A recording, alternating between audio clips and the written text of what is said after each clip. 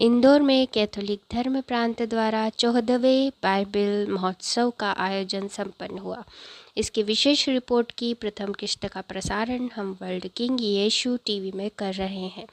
Father Anthony स्वामी एवं BA Alvares की यह रिपोर्ट इस प्रकार है। इंदौर कैथोलिक धर्म प्रांत का 14वां बाइबिल त्रिदिवसीय महोत्सव 30 सितंबर से 2 अक्टूबर तक Saint Paul higher secondary school Indore में आयोजित हुआ। उद्घाटन इंदौर धर्म प्रांत के बिशप डॉक्टर थॉमस मैथ्यू एवं फादर येशुदास ने हजारों विश्वासियों के मध्य किया। संपूर्ण विश्व तथा मानव जाति के कल्याण, उत्तम स्वास्थ्य, आध्यात्मिक विकास के लिए ईश्वर से प्रार्थना की गई। जब बिशप मैथ्यू द्वारा नीले और सफ़ेद रंग के गुब्बारों से बनी पवित्र रोजरी माला को आकाश में छोड़ा गया, तब करतल ध्वनि से आयोजन स्थल गूंज गया। इसके ठीक बाद होली स्पिरिट चर्च पाल्दा पल्ली वासियों द्वारा आकर्षक नृत्य की शानदार प्रस्तुति दी गई।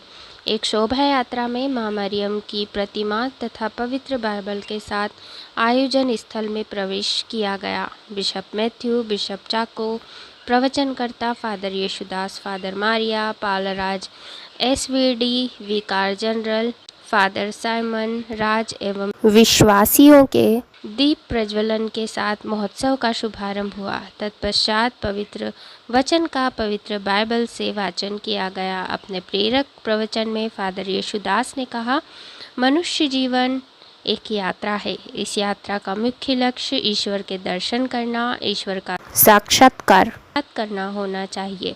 मनुष्य का जीवन दिशाहीन नहीं होना चाहिए और ठीक इसी प्रकार जीवन की यह यात्रा भी दिशाहीन नहीं होनी चाहिए। साधारण मनुष्य अपनी सांसारिक भौतिक आवश्यकताओं के बारे में व्यस्त और चिंतित रहता है। इस प्रकार आधुनिक युग में मनुष्य भौतिकवाद में फंसकर ईश्वर से दूर होता जा रहा है। प्रश्न यह है, क्या आज मनुष्य ईश्वर की आवाज़ सुन रहा है? और यदि नहीं सुन पा रहा है तो वह अपने जीवन के लक्ष्य से भटक रहा है।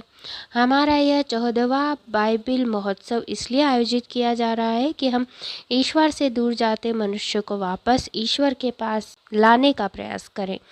पवित्र मिस्सा के दौरान अपने प्रवचन में बिशप डॉक्टर मैथ्यू ने कहा, मनुष्य इस संसार में प्रवासी बनकर आया है। जन्म से लेकर मृत्यु तक उसकी यह यात्रा निरंतर ही चलती रहती है। इस यात्रा के दौरान जैसे कि प्रभु यीशु ख्रिस्त के कुछ मित्र भी थे और कुछ विरोधी भी थे, वैसे हर मनुष्य के कुछ मित्र और कई विरोधी रहते हैं।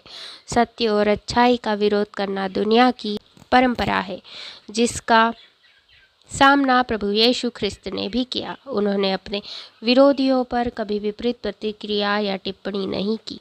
हमें भी यही करना है। अपने विरोधियों के प्रति किसी प्रकार की कोई टीका टिप्पणी किए बगैर प्रेम पूर्वक भाईचारे से अपनी जीवन यात्रा को पूर्ण करना है।